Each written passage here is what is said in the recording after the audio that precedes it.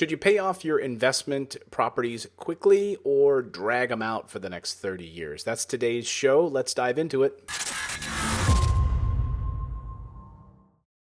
Hey everyone, I'm Clayton Morris. I'm Natalie Morris. And we are husband and wife. And you are across the country right now. What are you doing out there, by the way? Can you please share? And why are you not home? I'm in Idaho. I'm visiting my sister. She bought a new house in the suburb of Boise. And you know what I realized when you come here? It's not pronounced Boise. It's pronounced Boise. Boise? Boise. Mm-hmm. Did you? Now you learned something. I did learn something. All right, Boise. Milwaukee. Yeah, Boise. Last night we had this argument where my mom said, I think someone told me it's Boise. We're like, Mom, what? That's embarrassing. It's not Boise. No, that's just someone pulling her chain. I think so. But everyone I talked to in the airport said, oh, welcome to Boise. Boise. So now you know. Oh, there you go. Yeah. All right. So, this is the show where we talk all about building passive income. And the vehicle that we use to create passive income is buy and hold real estate. If you're a longtime listener of the show, you download the podcast, you know we've walked through a whole manner of things on how to become a millionaire, property management do's and don'ts, how to reach your financial freedom and independence day. So all of those things we've talked about. But when we acquire rental properties, sometimes we think that we have to carry debt for a long time, or we'd like to try to pay them off quickly. So the two schools of thought, and we thought, because we've gotten this question from investors into the office, how can we pay off our investment properties quickly? But I think it's important to maybe start with the question before we ever go there is, should you pay off your rental properties early? Why would we ask that should question? Well, because there is no one size fits all when it comes to rental real estate or owning real estate as an investment. There's so many factors that come in. It's funny because we've been thinking about this a lot lately, you and I, because we get emails where people say, well, should we, partner as husband and wife in this LLC, or should we, put this bank account in this name, or should we have this bank account? Like, we get all these questions and there just is no one size fits all answer for anything. So yes, it sounds awesome to have debt-free cash flow, but there are also reasons to leverage and reasons to have debt service on your investments. So we figure we talk about it because we are not financial advisors. There is no right or wrong way for any one person. It's just, the financial investing is like a buffet. You have all of these options and you just want to make the best choices. Right. So we're going to walk through four kind of key areas and key reasons why, are asking yourself these questions. Should you pay off your rental properties early? Typically with a rental property, you can get a 15 or even a 30-year mortgage. Or if you're working with a private lender, it might be as small as 5 years, which is a different scenario. But we're going to work off of the premise of a 15 or a 30-year note, I think, for this podcast. So a sort of a typical Fannie Freddie FHA style loan, right? A 15 or 30-year mortgage note. Well, first of all, before we do that, what do you think of the benefits of the 15 versus 30 or 30 versus 15? Well, obviously, you want to accelerate your debt. You want to make sure that you pay the littlest amount of money for money. And so you're evaluating these products based on what tolerance you have for debt service, how much you want to pay in the long term for interest, and how quickly you want to own that debt free so that all of that cash flow belongs to you. So, it really comes down to just making a spreadsheet and making the columns. How much am I going to pay for the life of this loan in interest? How much am I going to pay per month in interest? And what's my tolerance for that? Will I have money left over to then cash flow a little in my pocket? Will I have money left over to pay the taxes and pay my property manager and pay for a light bulb if I need to, or what have you? So you're evaluating those based on your tolerance for risk. We have a portfolio loan, for instance, that's a 30-year portfolio loan. It's on 8 properties as a package, and it cash flows quite a bit because the debt service is relatively low. It's less than half of what we cash flow for that property. We are trying really hard to accelerate that and pay down principal so that we don't have to pay a ton of money in interest. But we chose that because we knew that if we had those package of 8, they cash flow a little over $5,000 a month. Our debt service is about $2,500 a month. So we said, awesome, we'll keep half of that. And so that's why we chose that product. Right. And so the question comes down to deciding whether or not you want to start funneling money back into the balance of your mortgage, right? For Natalie and I, we're not huge fans of paying interest. So you and I wrote a whole book on how to pay off your mortgage using a home equity line of credit. By the way, go to Amazon and find it. It's on Amazon, how to pay off your mortgage in 5 years using the system that the banks don't want you to know about. So we're not big fans of interest. I think it's safe to say. Knowing you, when I married you, you were always like, "Wow, that's such a high interest rate. Why would we do that?" So I quickly kind of Right. learned like to have a lower tolerance for interest, or a lower tolerance for interest than I used to back in my college days when I had credit cards with an 18% interest rate. So most mortgage payments right now, most interest payments on a mortgage are 3, 4, 5%. So you have to ask yourself this question. Every month that I'm taking that extra money to pay it back on principal balance, I'm putting money into I'm putting that money into a 5% interest rate, right?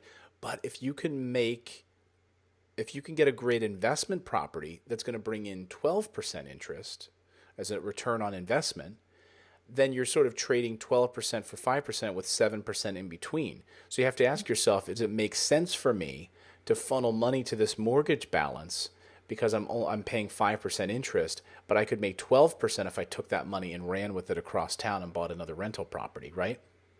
Right. So you're thinking about the trade-off between making, I mean, I think I want to emphasize this point that the most important point is that you're in an investment. Now you're making money, right? So you've taken your money out of some other investment vehicle, and now you have partial ownership of a rental investment. And then the part that you don't own, you're thinking about, do I want to pay down this debt service or use the money that I'm cash flowing to own something else? I've been reading this book based on this interview that you did with Garrett Sutton called Loopholes of Real Estate. And he talks about how, there are so many advantages of leverage because let's say you own a $100,000 asset. We'll call it a property, right? But you only put, say, 10 or 20% of your own money into that asset. Now the bank owns 80%. Let's just pretend it's 80%. So you are in it for cash flow, right? For 20%. But the depreciation and the the amount of ownership and the deductions, all of those benefits, you get 100% of it. The bank doesn't take depreciation. The bank doesn't take, the taxable, the tax cuts on it. The bank only owns the debt service, but all the other advantages belong to you. So it's pretty awesome, right? When you think, I've never thought that way. I'd never thought of that way either. Right. You're basically getting all of these benefits for your taxes, mitigating your other income with this investment property. The only thing you're on the hook for is that mortgage note for that depreciation on the $100,000 value, right? But you don't own $100,000 of it. You own $20,000 of it. Right. But you're taking full advantage of that asset. The government makes it that way because they want us to be investing in real estate. So it's just kind of an awesome way to think about it. So the point is you're in, right? Once you're in, you own, in this scenario, 20%. Now you're thinking, okay, based on what I'm making and based on the whatever else I have saved, do I want to pay down that debt or do I want to then own something else? And I think, what we like to do is like own as much as we can, right? And then say, we're kind of paying an acceptable amount of money for that money. So I'm okay with holding that. And then I'm going to go over here and buy something else. So let's look at it this way. So step one in this process is, well, do you have other investment opportunities? So the reason you would pay down your mortgage quickly is because you don't, right? You might not have other investment opportunities. You're kind of fine with where you're at right now. So if you do have other investment opportunities, you may want to take the cash flow from that tenant and run across town and buy something else. So let me give you some hard and fast numbers. So let's say if you're looking for more deals, and let's say in an example of where you're bringing in about $1,200 a month net per month from your rental properties, right? That's about $15,000 a year, or about $30,000 in 2 years. So in 2 years, you could have that additional cash flow, which would enable you to go and buy another property or put that as a down payment on another property. Or you could take that $15,000 or $30,000 over the 2 years and funnel it right back towards the principal balance. So on the one hand, you could pay it down, but if you have another investment opportunity, you could go across town and buy another property with that cash flow. So that's point one. The second one is your tolerance for debt. Wait. Are you saying that you could go across town and buy another property cash, or you could get another debt service on another property? Well, what I said was you could use that if you found a property. Like our properties are in like the $40,000 range, right? So for us, it'd be like maybe 2.5 years it would take us to get the cash from that Yeah. tenant to buy another one. So you could buy it cash, or maybe you're buying an $80,000 property, which we don't do, or a $100,000 property, which you and I don't do. But you could, and then that would be that 20 or 30, 25,000 would be the down payment on another debt service property. So you could Right. get another mortgage. Now you have the down payment for that $100,000 home that you're buying. So either way, either you're paying cash if you can find the deals, or you're going to pay a more expensive home and you get debt service. So one of two ways, I guess, right?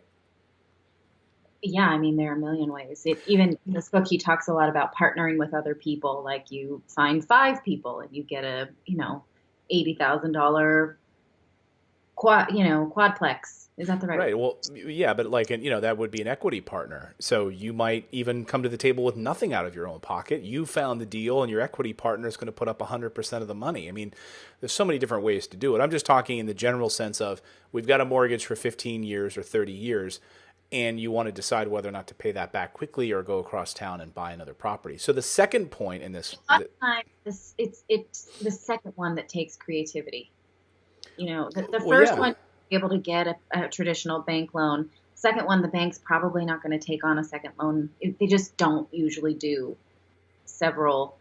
So then you're either going to have to get like a hard money lender, and then it's a different scenario, or you're going to have to get, So we're talking about either you use your cash or you get one debt service and then use your cash, right? Because we have to think about this not just like I'm going to get the bank to help me here, and then I'm going to get the bank to help me here, and then because the bank will only get you so far, and then you're going to have to think more creatively. That's Well, our MO anyway. Go ahead. Well, yeah, what I'm saying is, I'm not a big fan of debt to begin with. So, but under federal law, you can only have up to 10 mortgages, I think, in your own name anyway, or your LLC's name. So, well, in your own name. So, you can't, you're going to have to be creative to begin with. They're only allowing you to buy 10 federally backed loans anyway. So, 10. If you got one, you could get two, but you can only go up to 10. So, the second point on this Like lit, the what's law. that? I said, Huh? look at you knowing things about the law. I didn't know that actually. That you You only have didn't? 10. I thought you No. did. Yeah, you did. Well, okay, but yeah, right now the law is 10, but you could we this is all part of the Dodd-Frank stuff, and we could see we're seeing some significant fracturing of the Dodd-Frank law, and we're seeing that the Trump administration may be increasing that 10 to 20 under your own name. So we may see some movement there, which would be great for investors. Because I really think investors are probably typically going to be the smarter ones, right? You hope they are anyway, that they're investing smart, and the Yeah. bank is going to put that money up. So anyway, I'm trying to get to the second point, which is your tolerance to debt. So that was kind of the first one is, do you have other investment opportunities that you'd want to pay it down quickly to use that cash for it? Number two is your tolerance for debt. So you and I don't have a high tolerance for debt.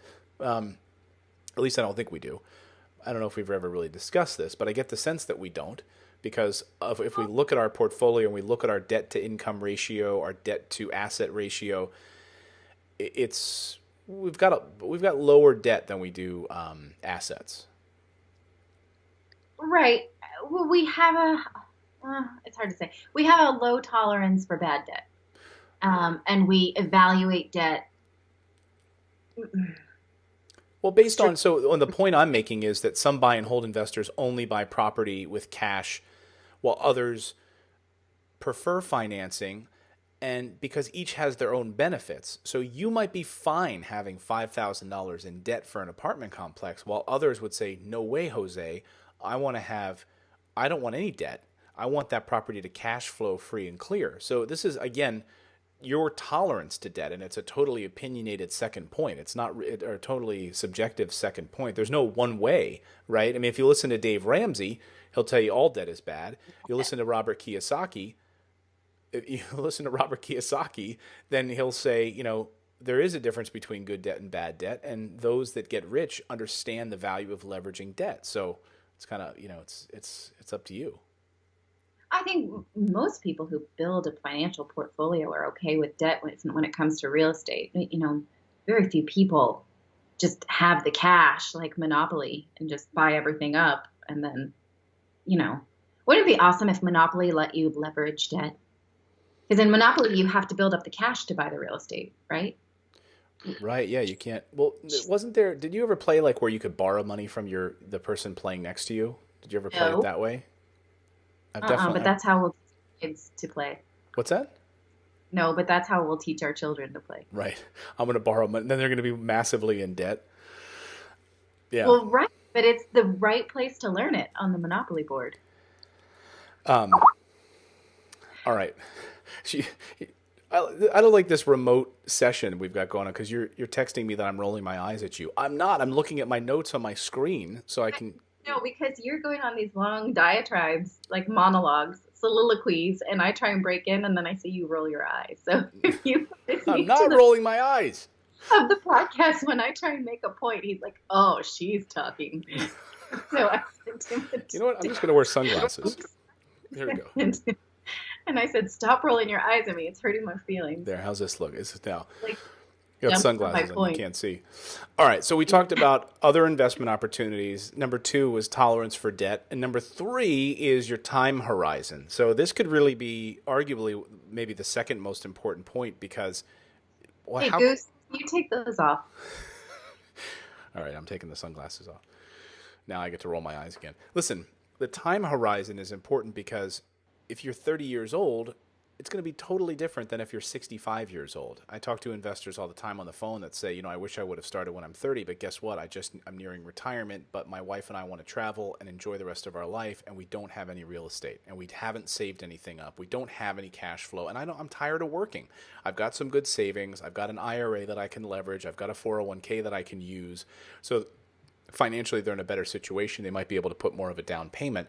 But how quickly do they want these properties to cash flow? When you're in your retirement age, you want the cash flow.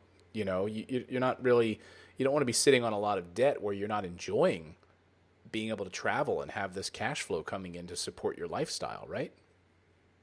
Right. And so in that case, you want to accelerate your debt as quickly as possible. Again, you're right that it's a matter of attitude, because you could say, okay, I'm cash flowing $500, but the debt service is $200. I'm going to pretend that $200 doesn't work and enjoy my life on the $500, right? Well, perhaps, but that's really point number 4, which is required income. So do you need that money? So point 4 is how much money do you need to live? And that's where our freedom number cheat sheet came in when you and I, we kind of had that epiphany many years ago on coming up with that, right? How much money do you need to live every month? Like, what does your monthly expenses look like? And if it's $5,000 a month, well, if you're only cash flowing the amount that you need to live, then that's financial freedom. But if you are carrying a lot of debt and you're not experiencing that cash flow yet, then maybe you want to try to accelerate that so that you can enjoy and actually pay for your required income. So for some people, they're like, I don't want to work anymore, and I'm literally right at the dollar amount. Like this rental property is going to get me. I'm going to be able. Paid and I can eat. Yeah, like it literally covers me down to the penny. I know some people that go through that. I mean, we went through that. So it is the required. How much do you require to live on? There's a difference between being fine and being free, right? Mm-hmm. Like you're fine, meaning you can, buy gas and groceries. But you're free, meaning you travel the world and do what you want and stick it to the man. Right. So obviously if you need your cash flow to pay your bills, then paying it down, your mortgage down more quickly is probably not an option, right? If you're kind of walking away with $5 at the end of the month, then that's maybe not an option. And that's where maybe using like a HELOC strategy, a home equity line of credit strategy that we write about in the book would be an option, because now You could Right. take, even if you've got a few, well, we walk through it very clearly in our book, but even if you've got like an extra $5 a month or $10 a month or a few $100s a month, that can be used by using the power of a home equity line of credit to pay down your mortgages and accelerate it at a way that you might not be able to, because you're right there on the line every month with your how much you need to live on. Right. And then, the ancillary benefit is that every dollar you don't spend is another form of savings, right? So you're incentivizing yourself to trim the fat out of your monthly budget as much as you possibly can. Right. So, four key areas. Let's review. So, if you have other investment opportunities that you're looking at, maybe you're not done yet, right? You bought this one property. That's not all you want to do. You want to get to 10 properties. Well, in that situation, you definitely want to think about how quickly you can use some of that cash flow to buy other properties, maybe as a down payment. So you're not terribly concerned about paying down the property. Number two, your tolerance for debt. Do you have a high tolerance, or you don't really care? In which case, if you're okay with leverage, then there's no real need to accelerate your payment, your payoff, as long as your cash flow is good and your ROI is strong. So that's really the caveat to all of these points. You've got to make sure that your property is cash flowing and that you actually have, you actually have a high return on investment. Right. Because otherwise, this whole thing falls apart. Your whole house of cards is going to collapse. Number three is time horizon. How quickly do you want to get there? Are you young? Are you older, nearing retirement? And number four, how much required income do you need? If you need this cash flow from the tenant to live off of, to pay your kids' school and groceries and gas, then obviously paying down the mortgage is probably not going to be an option for you, in which case then you should look at the HELOC strategy, which I think is probably a better way to go. Now, we've talked many times about the virtues of leveraging debt to build your portfolio because it's necessary if you want a large portfolio. But we've talked many times about the beauty of having debt-free cash flow. So, both things are virtues and you want to sort of balance them. You don't want to be over leveraged and have this huge portfolio. But if you own everything cash, you're under leveraged. That means you could have so much more if you had some tolerance to debt. So the reason we're discussing this in this way is so that you can sort of figure it out for yourself and figure out, okay, what's my strategy? Because, again, there's just no one answer for everyone. And I think all of us want to have cash flow as much as possible, that we can actually enjoy instead of cash flow that we then funnel back into the debt service. Absolutely. So, hey, if you want to go out there and download the book, go to Amazon right now. It's in the business section. We're super excited about it. We took quite a few months of working on this book, on how to pay off your mortgage in 5 years using a strategy the banks don't want you to know about, by Clayton and Natalie Morris. We're super excited about it. So go download it, pre-order it. It's available on July 11th. So if you're just listening to this, it is available on July 11th. Pre-orders starting right now. Yeah. All right. That's one way. Any final thoughts? Any final words? Trick in our arsenal. I did have something to say, but then you were rolling your eyes and I forgot. I was not rolling my eyes. You are. I have notes all over my screen and I've got a very large iMac. So when my eyes are moving, I'm keeping the show moving. It's not me rolling my eyes. This is me rolling my eyes, looking up to the ceiling. I haven't looked up to the ceiling once. See, look. You're looking in exasperation. Just, like to be spoken over. I've got a lot of notes here. I want to keep the train on the tracks. Misogyny on this podcast. Sexism at work. Sexism at work. Both. I think I get picked on more than you. By me? By you. Anyway. No, I did have something to say, and I thought it was good, and I'm going to remember it the next podcast, I'm sure. But, I'm working my way through this book, Loopholes of Real Estate, and there's a lot of little good nuggets in there. So hopefully I'll have something more to share next week about it, because he talks a lot about evaluating your debt service and making sure you've got your ducks in a row and figuring out what your financial situation is in order to make a plan, and all the stuff that we tout here on this podcast, but some kind of new ways to think about it. So I'm excited to share that when I'm done on the book report. Yeah, and that's Garrett Sutton. His interview will be coming up in August, which I'm excited about because we are going to have Robert Kiyosaki here on the show. We're going to have Garrett Sutton, who is his legal advisor, on the show. We've got a whole panel of the Rich Dad advisors coming up. I'm super excited about this. Garrett was a great interview, so I can't wait to share it with everyone. So, all right, folks, that's going to do it for today's show. Thank you so much for dialing us up, subscribing, and watching all of my wife's eye rolls at me. We'll be back here with another episode of the Investing in Real Estate show. Get home safe, my love. I love you. Say hi to the people of Boise, Idaho for me. I will. All right. All right, everyone. Go out there, take action, and become a real estate investor. We'll see you next time, everyone. Bye. Bye.